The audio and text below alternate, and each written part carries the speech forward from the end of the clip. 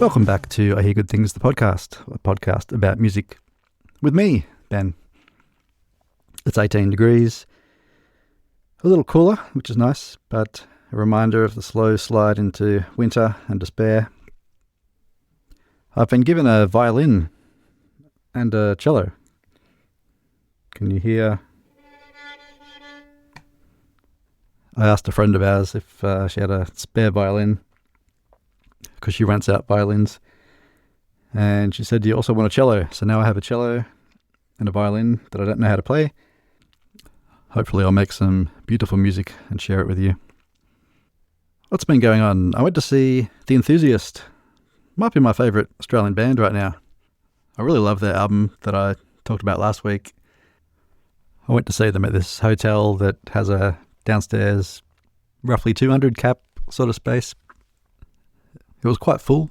Lots of friends and family, I think, but good crowd.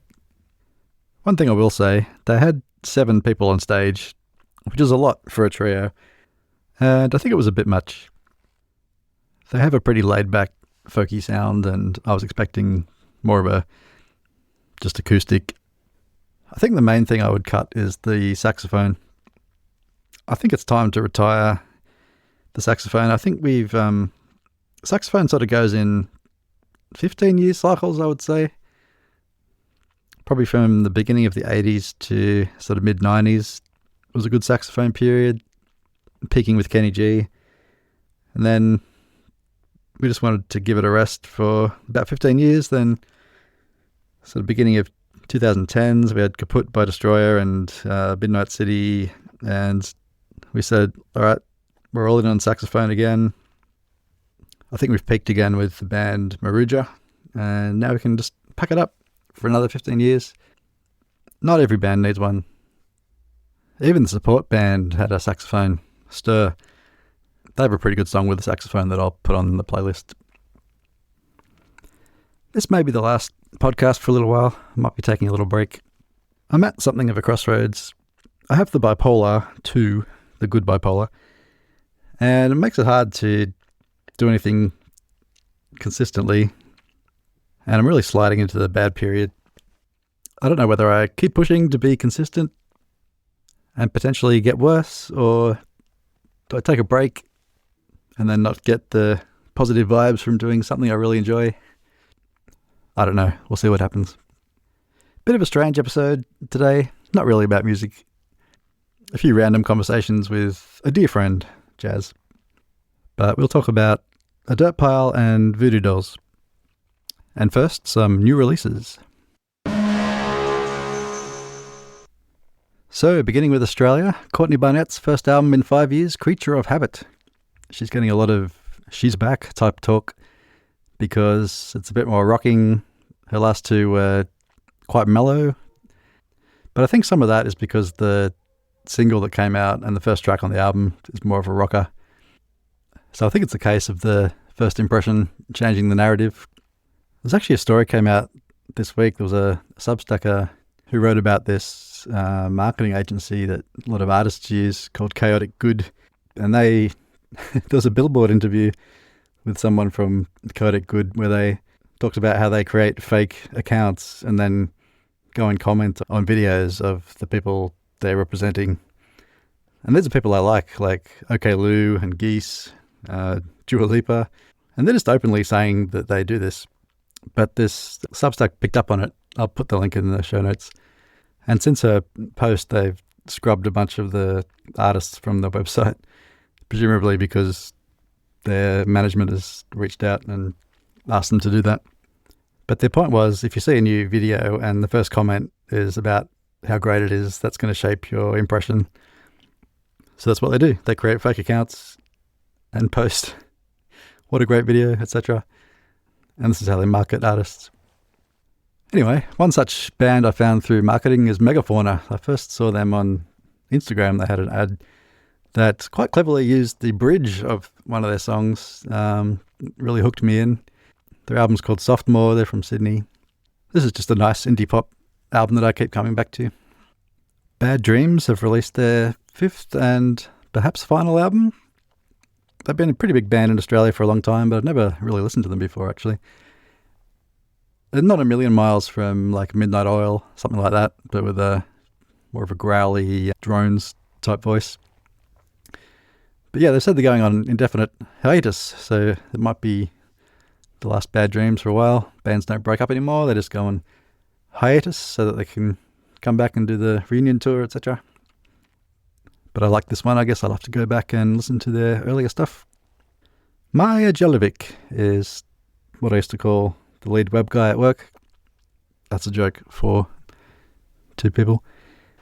No, Maia Jelavic is a singer-songwriter from Sydney.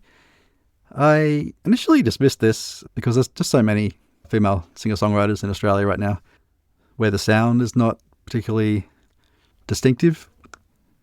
And I didn't quite get this one right away, but someone I respect was raving about it, so I had another listen, and yeah, this is quite a special album, I think, because the songs really build into these huge crescendos at times, but in a really acoustic type way. It's not, distorted guitars or, dare I say, layers of saxophone.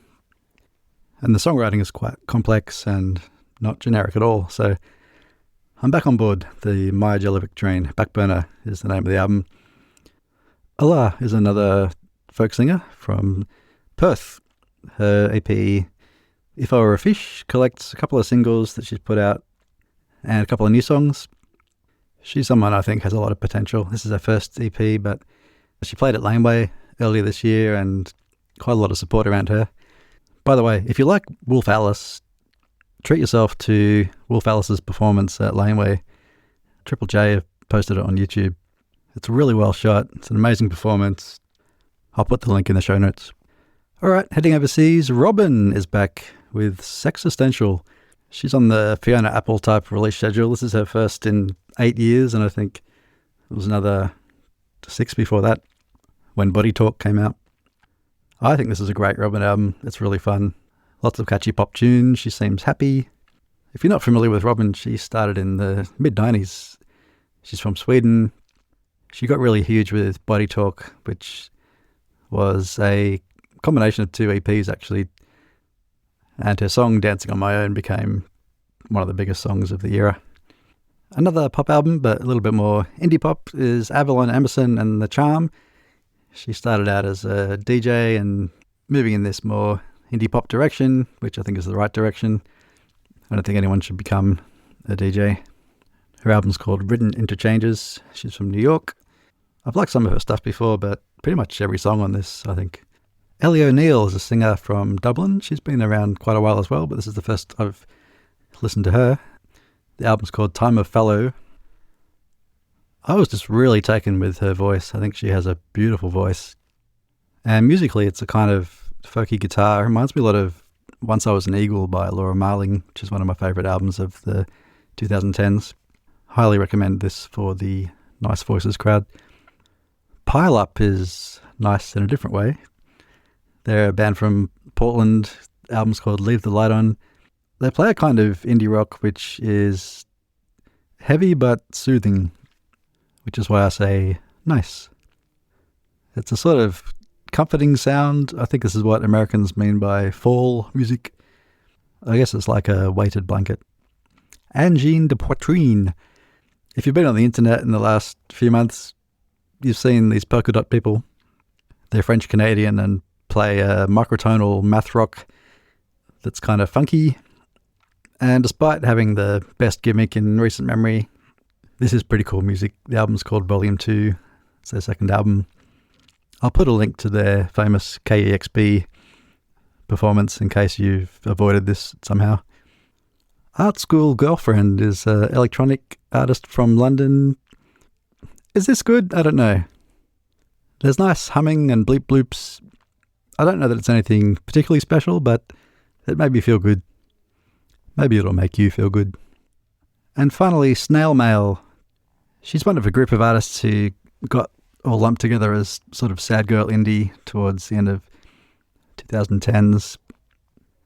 She's not one I've ever really connected with. I really liked Soccer Mummy and Phoebe Bridgers. And this album I don't think is that good either. But I really like this one song, My Maker. And the video is cool too. I'll put it in the links. I can see certain people named Luke rolling their eyes at this one, but what can I say? I like a female vocal over acoustic guitar with a high degree of whist.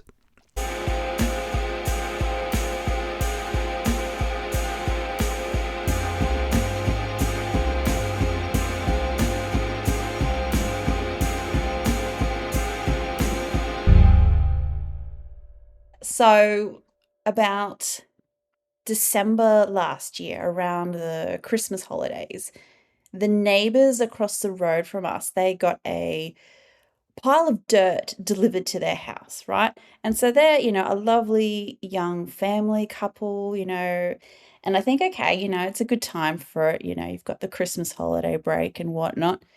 And so, they're just chugging away, scooping. I was about to say scoop. Is it scooping or shoveling?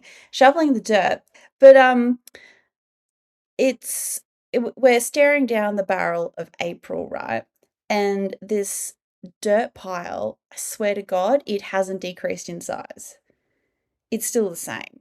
And he's been at that dirt pile shoveling um every weekend, and I don't know what they're doing with it, right? And okay, so I guess why it's become so interesting to me is I've noticed that the neighborhood, particularly on the weekends, they start to congregate around the dirt pile. And then we've even got like the local kids running over the dirt pile and kind of like playing on it. And it's just like, I'm just so fascinated at how this pile of dirt at the front of their house has become such a like a social hub. But what I don't understand, and it's probably just something in my brain that's not clicking, is I just don't know how it doesn't feel like the size of it has decreased since Yeah, Christmas. I mean, it could be they've done something with the dirt and they decided that's not it, and then they've put the dirt back and they'll try again another time, something like that. But I'm It interested in it being like a communal hub. And is that a gendered thing at all? Like, is it more a male it thing to stand around the pile, or is it yeah, what it's is it? definitely, I think, well, the wife is there, but she's there because it's her house. She has to be there, right? But Yeah, it's definitely more of a man thing. I'm seeing the men congregate around the dirt pile. men need a focal point, to so it's not awkward. Ex- And anything that's like a lot of something all in one place, I think is like really interesting to men. And it reminds me of when I was in high school. My group used to hang around the mulch pile at school, and that was just it's a place where you know where it is. It's a fixed location. It's interesting that there's lots of something all there. Yeah. Yeah, and it was mostly boys, I will say. Yeah, well, what is it about? Because I get that vibe. I get that when there is a lot of something, a big pile of something. Yeah, I mean, standing around and pointing at things is, it's a male pastime. If there's, two men looking at each other, that's awkward. But if you're both looking at a pile, Oh now you my got something. God, I think you've nailed it on the head because there's nothing. Okay, picture this: a blank white room, right? And there's nothing in there except for you, a man.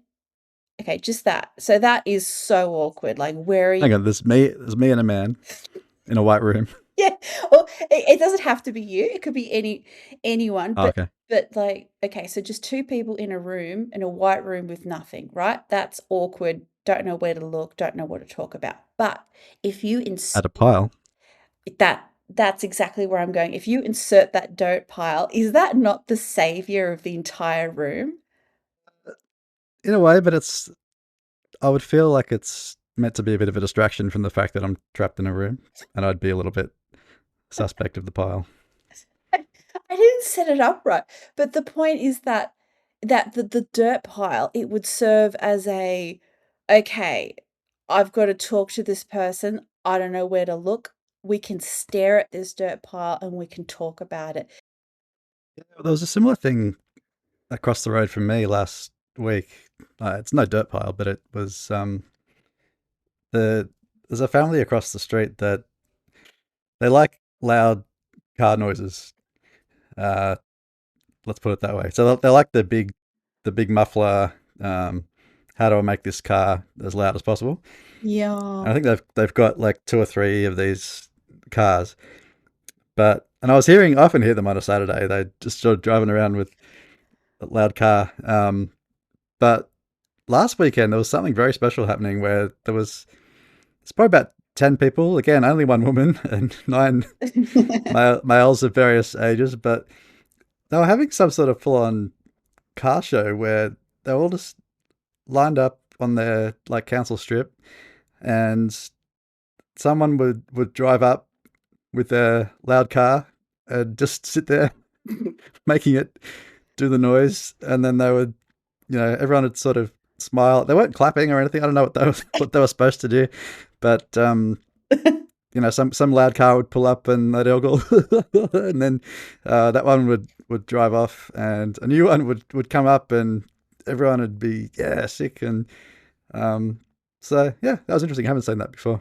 Okay, there's so much going on there. Okay, first of all, and I think I'm piggybacking off a Pete Holmes joke, but I think this is one of those scenarios where how do you respond to a loud car? Like if let's say you're at a comedy show, something's funny, you laugh. You're at a music show, you get to the end of a song, you clap, right? There's all these little things that you do to celebrate what's happening.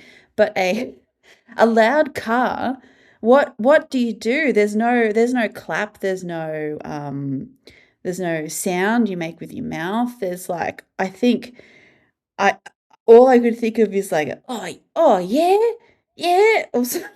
Yeah, I think the most you can do is like a high five kind of works. Like the audience can high five, but they weren't even doing that. They just sort of drive up and they wouldn't know what to do, and then they'd just drive off. So I think it's okay. I think with a lot of men that are drawn to that, and I'll use my dad as an example, he's like that. They don't really ever laugh or show any emotion whatsoever, but it doesn't mean they're not having a damn good time. And so yes, yeah, that's the thing, isn't it? It's just there's just an energy where you know that they're having an absolute ball of a time, but they're not giving you any indication whatsoever that they are enjoying it. yeah, and that's beautiful.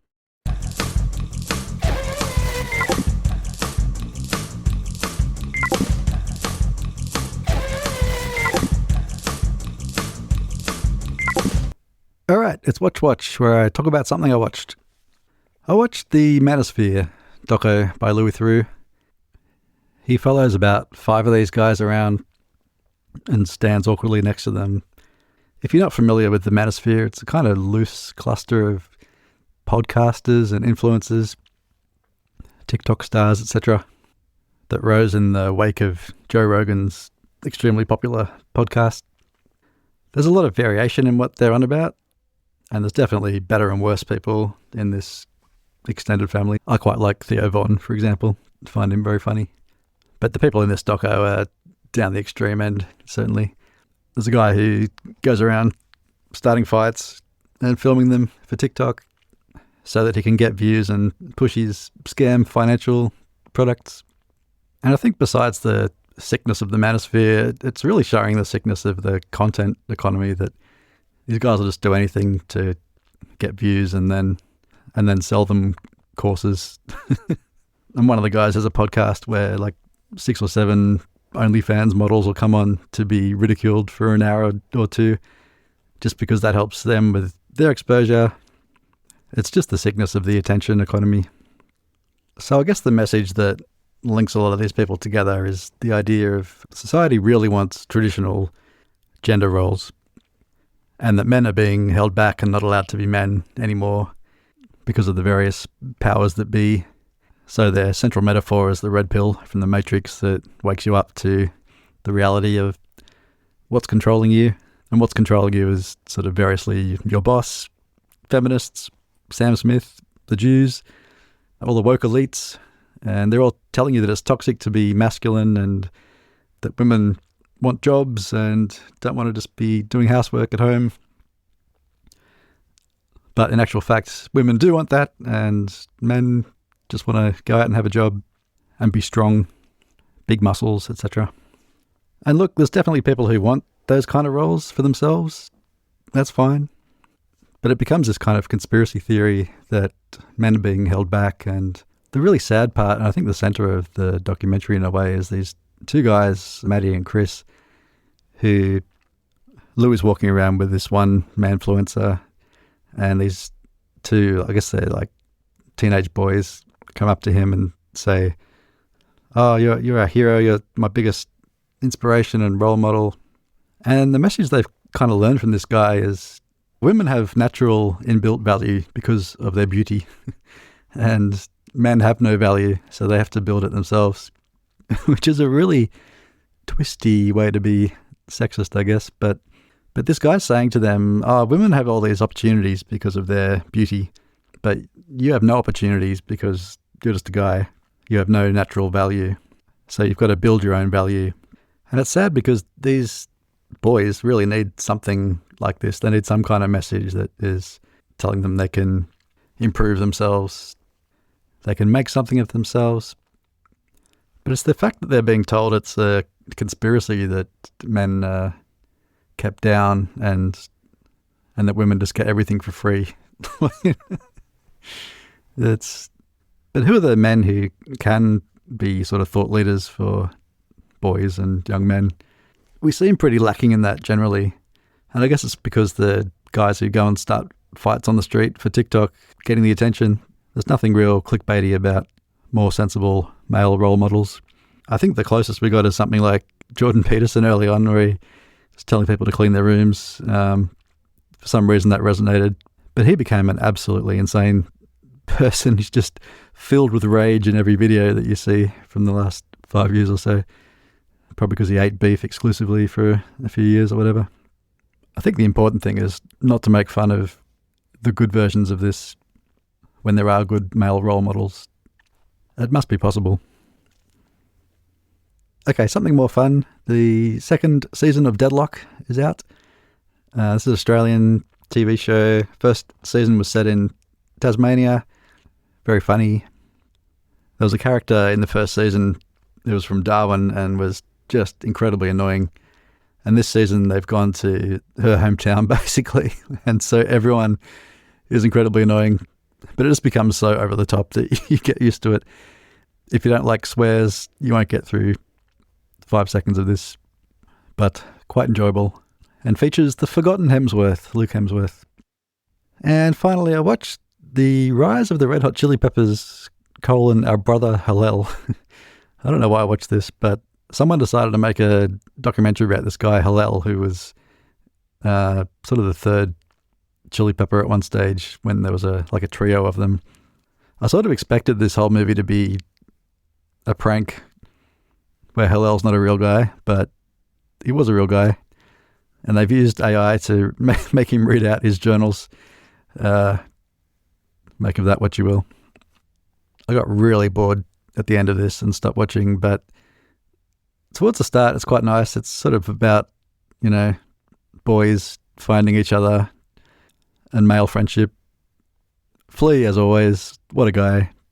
He's breaking down in tears in the video, thinking about this guy Hillel, who he died of an overdose late 80s, but he's on the first couple of Chili Peppers albums. And the early Chili Peppers, not so different to like The Birthday Party, just funkier and less doomy. Anyway, don't recommend you watch that one. Have you thought about voodoo dolls recently? No. I'm really curious about them as to whether this might sound stupid, but I'm not fully convinced that they don't work. Sure. Okay, we can talk about that. I mean, I don't know. I'm quite open-minded to a lot of things, and so I'm curious, does it actually do anything? I was looking into it today. 'Cause I feel like voodoo dolls, they're the kind of thing like when we were young, like, people say I thought quicksand was going to be much more of a problem than it is, like just based on the media that I consumed when I Yeah. was little. And I feel like voodoo dolls are kind of like that as well. Like you just expect people to be out there making voodoo dolls of you in the world, and that's it's part of why things are happening to you. But I saw something this morning that it was saying that voodoo dolls were not for hurting people with pins. They were for when there were illiterate doctors. Um, they would make little dolls of their patients and stick a pin in where the problem was. And so that then when the patient returned, like they were illiterate, so they couldn't write down like Fred has a headache. They just they go, oh, this guy that just came in looks like this doll that I've put over here with a pin in his head. And I thought, I mean, obviously that's amazing. So I had to look up if it was true. It's 100% not true. Oh my God, you had me convinced that that was true. Well, I think it's one of these things that is just, it's such a good idea that you really want it to be true. Yeah, so did the doctors in this scenario, was it just to remind them of what the problem was? I'm a little confused on that point. Yeah, so it was like a medical record, but these are people who couldn't read and write, so they couldn't have a manila folder with the person's name on it, and this person had a headache. They had to make a doll that looked like the person. That's incredible. I'm so disappointed that that's not true because that, I don't know, it kind of made sense to me and I bought into it super, super quickly. Exactly, but that's the kind of fascinating thing to me, that there's these ideas that are so good they must be true. It's like the argument for the existence of God, that if you can if you can imagine if you can imagine something that's like the best possible thing, Yeah. and then, well, the best possible thing must exist, right? So therefore God exists. Oh God, every day I wish I believed God existed. I keep trying to maneuver. I mean, I don't know if how deep you want to get into this, but I tried every now and then. I'll try and Google, okay, like is there a way to believe like to, let's say, to be a Christian or something without having to totally believe all the various things. I want the perks of being able to have faith. That sounds incredible. I really want that because yeah. Yeah. Well, I think that's actually happening. Like, there's a phenomenon.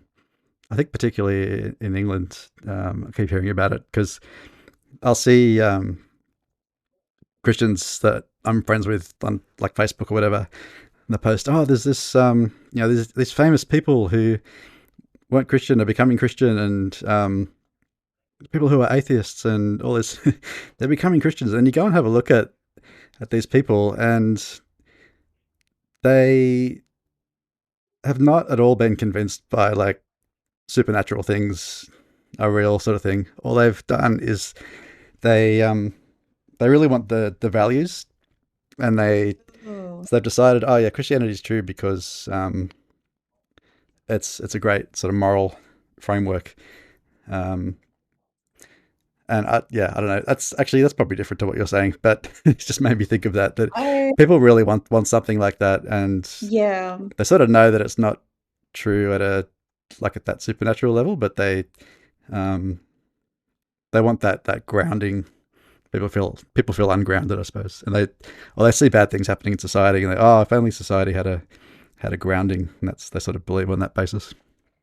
Yeah, I think, well, I mean, that's one of the things I miss about church was that you had a bunch of people who, I don't know, they had to get along with you. They had to, they had to invite you to all the things, and you would find yourself spending Sunday with a bunch of people that in any other context you wouldn't spend time with, but the fact that they were a part of your community, there was a like a higher calling that this is your community, so you've got to make it work with these people, and that was really lovely. But I think I would just really love the idea of there being a higher being, that it's almost like it's like a parent. It's someone you can go to and say, "Look, this is all too hard. Can you just can you do something with this? Can you like that Yeah. aspect of it, like the genuine faith?" And that's unfortunately that's something that you just can't fake, like convince yourself to have faith. I don't, do you understand what I'm saying? Yeah, I don't think you can. Ultimately, you can't choose what you believe. Like, it's just what are you convinced of? I Um, know. Oh, so I, any, when people become, who have been atheists and they become Christians and they like genuinely Christians, I'm a little bit jealous because how, oh God, wouldn't this be so much easier? Oh, I just, I'm I'm sick of it all. I want, I want to be able to pray and have and feel that there's like a plan or a purpose, or everything's going to be all right. And I just don't have that that comfort factor anymore, which is a shame. yeah, you know what I miss about that is someone tells you something bad that's happened to them, and you can say, "Oh, I'll pray for you." And now something bad happens to someone. What can you say? I'll be thinking of you. Like, how does that help? Like, it's nothing. Oh, yeah, you oh, There's nothing like yeah. comforting you can say. Yeah, you're so right. There's nothing you can do. It's like now, if someone's having a crisis, all you can really do is say, I'm here if you need anything. I'm here to listen, or, yeah, there's not really anything you can really do. And yeah, I do miss being able to say that as well, because it felt, well, it was obviously genuine at the time. And it was something that you could actually do. Yeah, Yeah. exactly. It was yeah, it was something that actually would do some good, and now it's oh, Nothing remote you can do now. Like, exactly. you, have, you actually have to get up and do something actually helpful, or do nothing at all, like, which is usually the case. Exactly. Yeah, exactly right.